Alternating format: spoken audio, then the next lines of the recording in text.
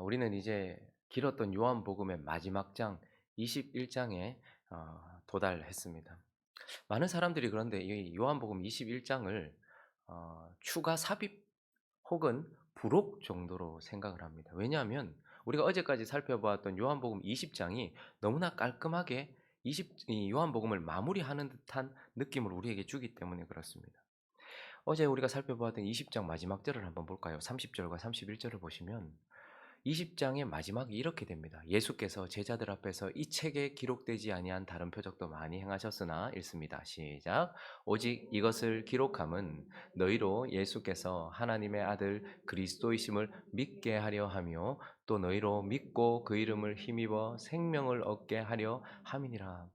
이 책을 기록한 목적을 20장 마지막 절에 기록하고 있고, 그래서 앞에서부터 보면 믿고 생명을 얻게 하기 위하여서, 믿음이 목표이기 때문에 믿고 생명을 얻게 하기 위하여서 이 땅에 오신 예수 그리스도에 대하여 요한복음이 그렇게 빛이 이 땅에 비치는 것으로 시작을 했죠. 그리고 예수 그리스도의 사역에 대하여서 기록을 하고 있었고, 그리고 예수 그리스도의 고난과 죽음에 대하여 기록했고, 그리고 예수 그리스도의 부활과 부활하신 그분이 제자들을 찾아다니시면서 생명을 주심으로써 마지막 결론적으로 제자들이 어떻게 됐어요? 믿게 되었어요. 그 대표가 어제 우리가 살펴보았던 도마입니다. 그래서 28절은 이렇게 마무리되었었죠. 읽습니다. 시작. 도마가 대답하여 이르되 나의 주님이시요 나의 하나님이시. 도마가 믿었다라고 말하면서 이 책을 기록한 목적은 이것이다. 그런데 도마의 입술을 통하여서 이제 믿음으로 딱 20장이 마무리되는 것 같은 거예요. 그래서 요한복음을 여기서 딱 끝낸다라고 생각을 했는데 21장이 또다시 펼쳐지는 것을 보면서 어떤 사람들은 후대에 이것을 그냥 삽입했을 것이다라고 말하고, 또 어떤 사람들은 이것을 그냥 부록이다 정도로 생각한단 말입니다. 그러나 21장을 우리가 자세히 살펴보면 21장이야말로 요한복음을 바르게 끝내는, 올바르게 끝내는 확실한 마무리 장면이고, 예수 그리스도의 마음을 확실하게 담은 의도한 예수 그리스도의 마무리로 끝나는 것이 바로 21장이다라는 것을 보게 됩니다. 예수 그리스도는 우리에게 구원을 주십니다. 십자가를 통하여 우리에게 구원을 주십니다. 그리고요, 부활하셔서 우리에게 생명을 주세요. 그리고 그 생명이 우리에게 뭘 만들어냅니까? 믿음을 만들어냅니다. 그런데 예수님이 21장을 주신 이유는 믿음에서 끝이 아니라는 거예요. 어디까지 나가야 된다는 거예요? 사명까지 나가야 된다는 거예요. 21장은 20장은 믿음에서 마무리된다면 21장은 사명까지 나아가는 거예요. 그래서 예수 그리스도는 21장을 우리에게 주시면서 믿음에서 사명으로 나가야 한다. 그리고요, 믿는 자에서 사명자로 나가야 한다라고 우리에게 말씀하시면서 이 요한복음을 21장까지 이어가고 계시는 것입니다. 그러므로 우리는 이제 이 21장을 두 번 나누어서 오늘과 내일 이렇게 살펴볼 텐데, 먼저 오늘은 우리의 사명이 무엇인지, 예수 그리스도께서 믿는 자에게 주시는 사명이 무엇인지 살펴보려고 합니다. 그 첫 번째는 바로 복음 전파다라고 우리에게 말씀해 주고 있습니다. 자, 오늘 본문 21장이 시작하는 21장 1절과 2절 읽어보겠습니다. 시작. 그 후에 예수께서 디베라 호수에서 또 제자들에게 자기를 나타내셨으니 나타내신 일은 이러하니라. 시몬 베드로와 디두모라는 도마와 갈릴리 가나 사람 나다나엘과 세베대의 아들들과 또 다른 제자들이 함께 있더니, 오늘 본문은 베드로를 포함해서 7명의 제자가 갈릴리 호수에서 고기를 잡고 있는 장면을 우리에게 보여주고 있습니다. 근데 흔히들 이 장면을 제자들의 또 다른 불순종 혹은 배교 이렇게 생각을 합니다. 왜 그들이 또 옛 모습으로 갈릴리 바다로, 여기 디베랴이지만 디베랴는 갈릴리 호수죠. 갈릴리 바다로 돌아가 버렸다. 그래서 이 장면을 보면서 베드로와 도마와 그런 사람들이, 제자들이 예수님 부활하신 것까지 다 경험했지만 또다시 그냥 옛 모습으로 돌아가 버렸다. 이렇게 생각하면서 이렇게 해석하는 경향들이 있습니다. 그러나 사실 그렇다기보다는 우리가 20장에 보면 도마가 나의 주님이시요 나의 하나님이시다 고백했고, 베드로도 지금 첫 번째 부활 주일 그리고 두 번째 부활 주일까지 주님을 받고 이거 지금 세 번째 주님 보는 거거든요. 돌아갔다라기보다는 오히려 예수님께서 제자들에게 갈릴리에서 내가 너희를 볼 것이다라고 말씀하셨던 마태복음 28장을 한번 보시면요, 7절을 한번 읽어볼까요? 시작. 또 빨리 가서 그의 제자들에게 이르되 그가 죽은 자 가운데서 살아나셨고 너희보다 먼저 갈릴리로 가시나니 거기서 너희가 배우리라 하라. 보라 내가 너희에게 일렀느니라 하거늘. 마가복음 16장도 보시면요. 마가복음 16장 7절 한번 읽어 보겠습니다. 시작.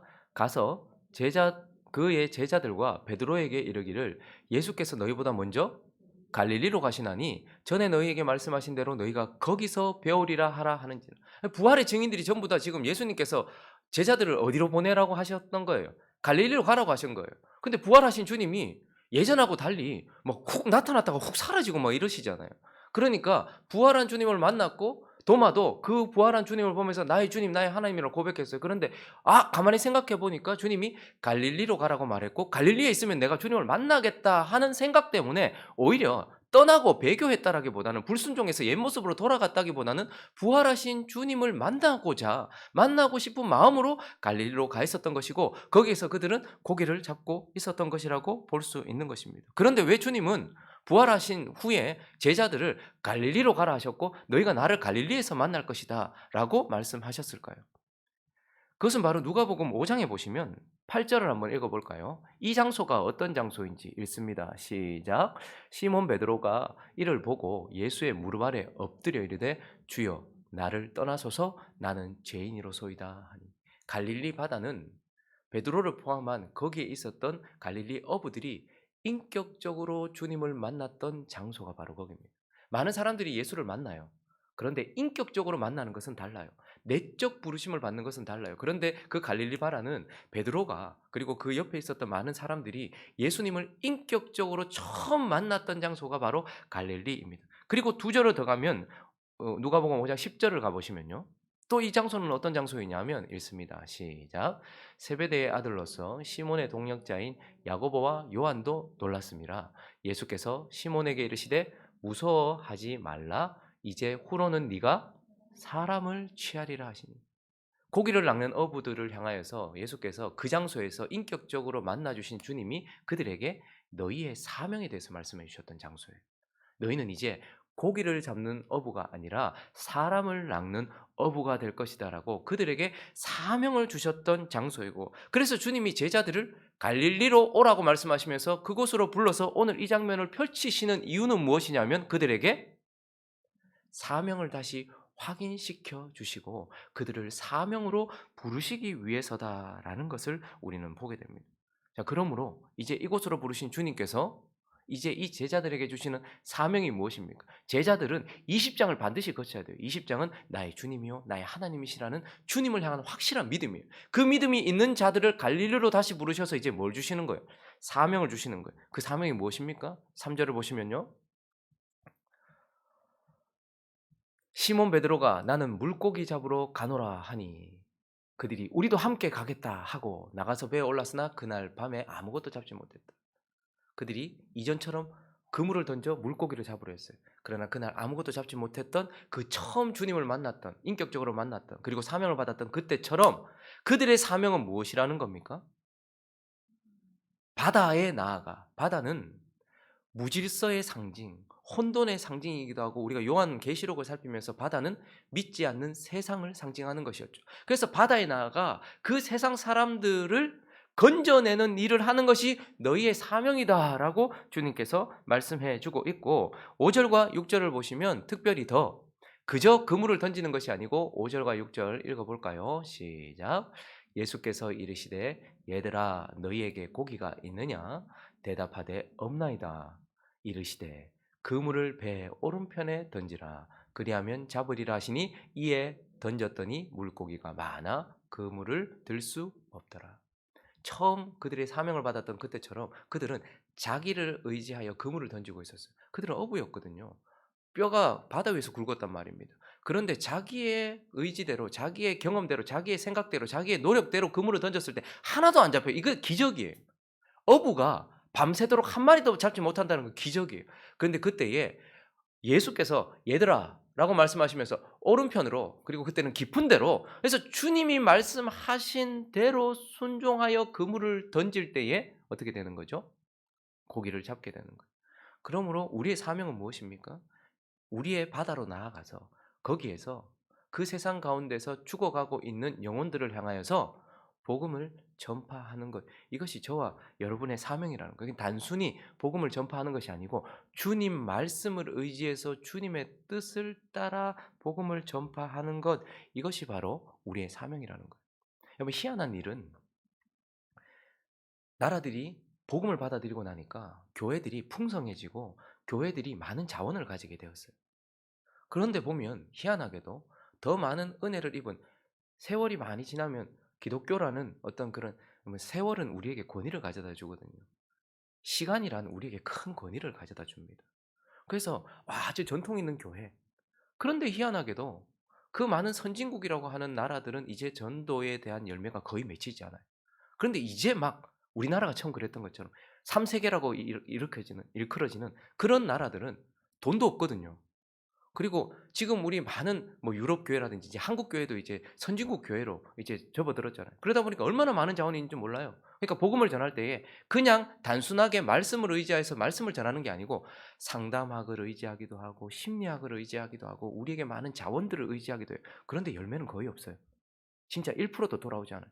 그런데요, 아무것도 없는 것 같은 저 3세기, 이제 막 예수를 믿게 된 자들은 돈도 없고 그들에게는 자원도 없으니까 그저 그냥 처음 우리가 복음 받았을 때처럼 그냥 복음을 던져요.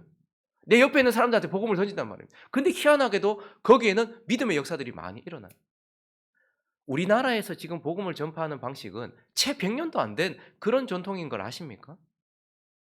교회가 주도적으로, 목회자가 주도적으로, 한 사람, 유명한 사람들이 주도적으로 집회를 날짜를 정해서 열고 그때에 전도 축제, 주일 이러면서 사람들에게 교회에 초청을 하고, 그리고 거기에서 유명한 사람이나 예수 믿는 사람들이 말씀을 잘 전하는 사람들이 앞에서 전도를 해서 카드를 받고 그래서 등록시키는 이러한 방식은 채 100년도 되지 않은 아주 허접한 방식이에요. 초대교회부터 지금까지 예수를 전했던 사람들은 무명의 사람들, 그저 내가 예수를 믿는다는 확신을, 믿음을 가지고 있었던 사람들이 내 옆에 있는 사람들에게 주님만 의지하고 그냥 그물을 던져서 그들을 통해서 교회에 믿음으로 들어온 사람들이란 말입니다. 그런데 지금 우리는 본 거 그거밖에 없으니까 우리도 이렇게 해서 복음을 전해야 되지 않습니까? 그런데 그런 방식은 주님을 의지하는 방식이 아니란 말입니다. 그러니 열매도 없고, 그래서 들어온 사람들은 걸러내기 바빠요. 나중에 보면 확 들어온 것 같은데 나중에는 아닌 사람들을 다 걸러내야 된단 말입니다. 그물을 쳤는데 여기서 보십시오. 153마리가 걸려들었다고 얘기를 해요. 많았다라고 얘기해요. 근데 왜 153일까? 잘 모르겠어요. 그런데 여기에 대해서 제롬이라는 사람이 처음에 여기에 대해서 냈어요. 그 당시에 어류학자들이나 이런 사람들의 도움을 받아서 그 당시의 학문으로는 바다의 어종이 153종이었어요. 그러니까 이것을 바다에 그물을 던졌을 때에 거기에서 모든 어종들이 다 잡혔다. 그래서 우리는 모든 민족에게 복음을 전한다, 이렇게 해석하기도 했습니다. 또 어떤 사람들은 50은 100은 이방인의 수, 50은 유대인의 수, 3은 하나님의 수. 그래서 하나님과 우리가 모두 해서 이방인들을 거둬야 된다, 이런 식으로 해석하기도 해요. 근데 중요한 건 이게 어떤 의미를 가지고 있는지 확실히 몰라도 153이라는 확실한 숫자가 그물이 찢어집니까? 안 찢어집니까? 안 찢어져요. 안 찢어지고 들어온다라는 말입니다. 그래서 하나님을 의지하고 그물을 던지는 그 사람에 의하여서 복음이 전해지고 그들은 결코 찢어지지 않고 다 잃어지지 않고 들어온다라는 것을 우리에게 가르쳐 주는 것이겠죠. 그래서요, 전도는 목사가 하는 게 아닙니다.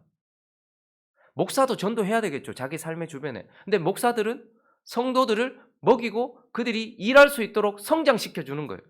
그리고 성도들은요, 목사는 목사가 있는 자리에서 자기의 사명을 감당하는 거예요. 성도들은요, 자기가 있는 자리, 그 세상에서 그물을 던지는 거예요. 그물을 자꾸 목사한테 던지라, 유명한 사람들, 연예인들 와서 던지라, 저 사람 전도 잘하니까 저 사람한테 던지라, 이게 아니고 각 사람이 자기의 자리에서 전도를 하는 거란 말입니다. 그렇게 했을 때에 하나님께서 역사하신다는 말이에요.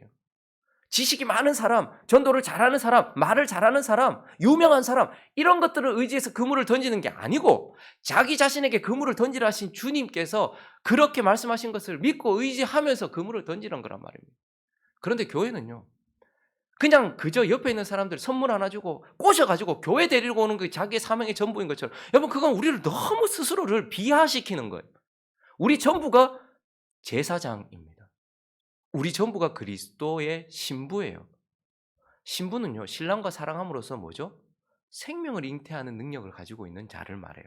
근데 평생 있으면서 한 사람에게도 복음을 전해 본 적도 없고 그물을 던져 본 적도 없어요.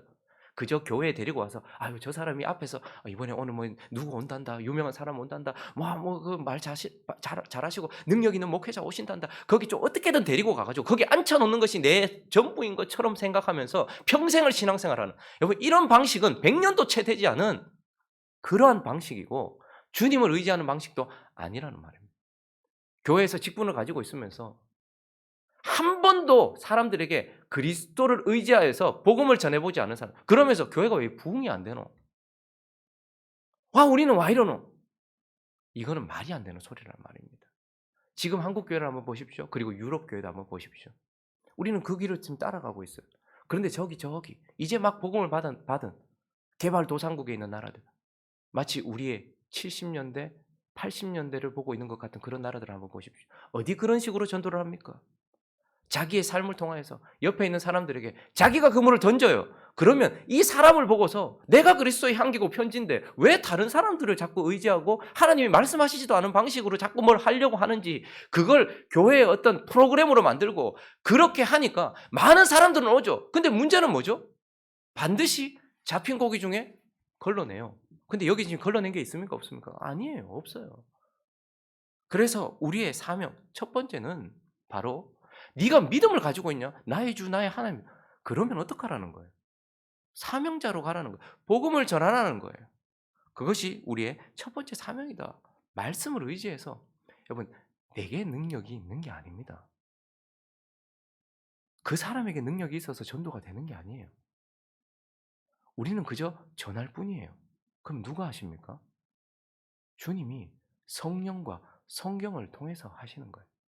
그래서 우리는 그 일을 해야 된다라는 것입니다. 아유, 내가 되겠나?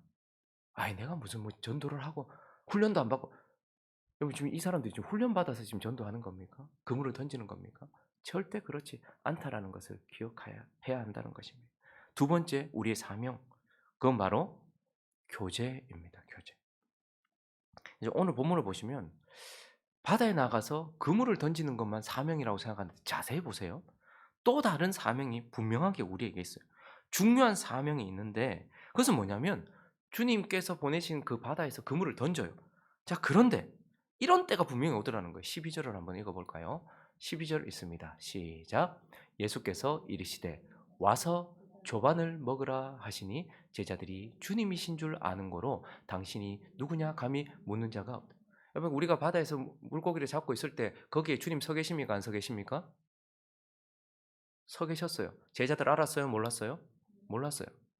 그런데 주님께서 그렇게 열심히 일하고 있는, 전도하고 선교하고 있는 그 제자들을 향해서 12절에 뭐라고 말합니까? 예수께서 이르시되 와서라고 말합니다.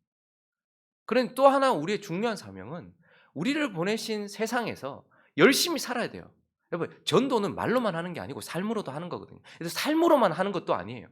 어떤 사람은 자꾸 내 삶으로 보여준다고 얘기하는데 맞아요. 삶으로 보여줘야 되지만 말로 해야 돼요. 근데 어떤 사람은 자꾸 말만 해요. 삶이 없어요. 둘 다 해요. 그런데 그러다 보니까 우리에게 뭐 가정에서 주부도 있고 사업하시는 분도 있고 교사도 있고 뭐 이런 사람들이 있어요. 다 자기 삶이 있어요. 그런데 그때 주님께서 어떻게 하세요? 오라고 부르실 때가 있단 말이에요. 주님께로 오라고 부르실 때가 있단 말이에요. 주님과의 깊은 교제를 위하여서 부르시면 그때 사명은 무엇이죠? 7절 읽습니다. 시작. 예수께서 사랑하시는 그 제자가 베드로에게 이르되 주님이시라 하니 시몬 베드로가 벗고 있다가 주님이라 하는 말을 듣고 겉옷을 두른 후에 바다로 뛰어 내리더라. 겉옷을 벗고 있다가 주님이 오셨으니 어떻게 해야 됩니까? 예의를 갖춰야 되는 것 아닙니까? 딱 겉옷을 입고 바다에, 지금 물고기가 잡히기 전입니까? 잡힌 후입니까? 잡힌 후예요. 그런데 주님이 부르시니까 물고기가 문제예요? 주님이 문제예요? 주님께 먼저 가는 거예요. 주님 앞으로 나아가 예배하는 것, 이것이 또한 우리의 사명이라는 거예요. 그래서 13절을 보시면 예수께서 가셔서 떡을 가져다가 그들에게 주시고 생선도 그와 같이 하시니라. 이건 뭐죠? 식탁 교제. 유대인들의 교제는 언제나 식사였습니다. 그것을 통하여서 깊은 교제를 나누는 거예요. 식구가 되는 것이죠. 우리의 사명은 나를 보내신 그 자리에서 열심히 삶을 살아가고, 여러분 직장인들은 직장생활 열심히 하셔야 됩니다. 또 주부는 주부의 가정에서 열심히 일하셔야 돼요. 주어진 일에 열심을 다해야 돼요. 그런데 주님이 때로 거기에 서 계시다가 "내게 와라."라고 말씀하실 때가 있어요. 그게 오늘과 같은 이 시간이에요. 새벽 시간, 혹은 이 시간을 지키기 어려우면 저녁 시간, 주님이 반드시 우리에게 와서 주님과 만나는 교제의 시간을 가지기를 원하신단 말이에요. 근데 그때에 겉옷을 두르고 만사를 제쳐놓고 주님과 교제하는 것은 옵션이 아니에요. 선택이 아니에요. 오라 하면 와야 돼요. 주님께 가야 됩니다. 그렇게 해서 어떻게 하는 겁니까? 주님과 교제를 하는 것. 이것이 또한 우리의 두 번째 사명이라는 겁니다. 어떤 사람은 첫 번째 사명, 선교, 전도만 하다가 주님을 잃어요. 근데 또 어떤 사람은요, 주님과 교제만 하다가 영혼을 잃어요. 여러분은 어떤 부류에 속합니까? 좌로나 우로나 치우치지 않는 것이 신앙생활의 가장 중요한 것입니다. 어떤 사람들은 늘 주님과 교제만 하려고 해요. 그러다 보니 영혼을 다 잃어버렸어요. 근데 어떤 사람은 발 벗고 나가서 바다에만 있어요. 그래서 계속 선교, 전도, 시키신 일, 돈 벌고 사역하고 내게 주어진 사명. 여러분, 돈 버는 것, 우리에게 주신 직장, 이거 정말 중요한 사명입니다. 왜냐하면 그걸 통해서 사람들이 우리를 보거든요. 우리가 전하는 입술, 이거 있기 전에 우리의 삶을 본단 말입니다. 그런데 그렇게 그것에만 주목하다가 내게 주어진 세상 일과, 그리고 세상에 주어진 일과, 그리고 내게 주어진 사명만 보다가 주님을 잃는 사람이 수두룩해요. 근데 또 어떤 사람들은요, 주님과 교제만 하다 보니까 영혼을 잃는 사람도 수두룩하단 말입니다. 근데 우리의 사명은 바로 복음 전파와 그리고 교제다라고 말씀해 주고 있는 것입니다. 말씀을 정리하겠습니다. 하나님께서 예수 그리스도, 말씀이신 예수 그리스도를 통하여서 처음 세상을 창조하셨을 때에는요, 자기 백성을 언제 만드셨습니까? 마지막에 만들었어요. 그래서 창조된 하나님의 백성들은 뭐 하면 돼요? 바로 안식일로 들어가서 하나님이 하신 일을 보고 기뻐하고 누리고 찬양만 하면 됐어요. 자, 그런데 새 창조자 예수 그리스도께서 부활하시고 난 이후에 이제 새로운 창조를 하실 때에는 자기 백성을 언제 만드십니까? 가장 먼저 만드셨어요. 자기 백성들을 먼저 창조하셨어요. 처음 창조는 하늘과 땅 열고 바다에 묻을 드러내고 바다 위에 식물과 동물 다 만들고 그다음에 마지막에 사람을 만드시고 안식으로 들어가셨기 때문에 사람은, 하나님의 백성은 하나님이 하신 일을 그냥 보기만 하면 돼요. 그리고 누리고 즐거워만 하면 됐어요. 그런데 부활하신 여덟째 날, 안식 후 첫날 부활하신 예수 그리스도는 새로운 창조를 하시면서 새하늘과 새 땅은 제일 마지막에 만드시고 가장 먼저 누구를 만드세요? 자기 백성을 만드신단 말입니다. 창조하셨어요. 그래서요, 이제 새로운 창조로 빚어진 저와 여러분은 보고 누리는 게 아니고 새롭게 빚어가는 새 창조에 동참하는 자가 되었단 말이에요. 그분은 지금 우리를 가장 먼저 이제 만드시고, 새 창조는 그 이후에 창조 세계에 우리를 동참시키셔서 우리와 같은 자를 또다시 창조하시는데 주님이 성령과 함께 우리를 거기에 동참시켜 주신단 말이에요. 그러므로 저와 여러분은 새로운 세상, 새로운 창조의 대상이기도 하고 새로운 창조의 동력자이기도 하단 말입니다. 그러므로 저와 여러분은 이 영광스러운 사명에 부름을 받았다라는 것을 기억해야 합니다. 창조는 우리와 함께 하나님이 동참시키면서 하고 있는 거란 말입니다. 그리고요, 이건 엄중한 명령이기도 한 것입니다. 2절을 다시 한번 보실까요? 잘 보십시오. 읽습니다. 시작.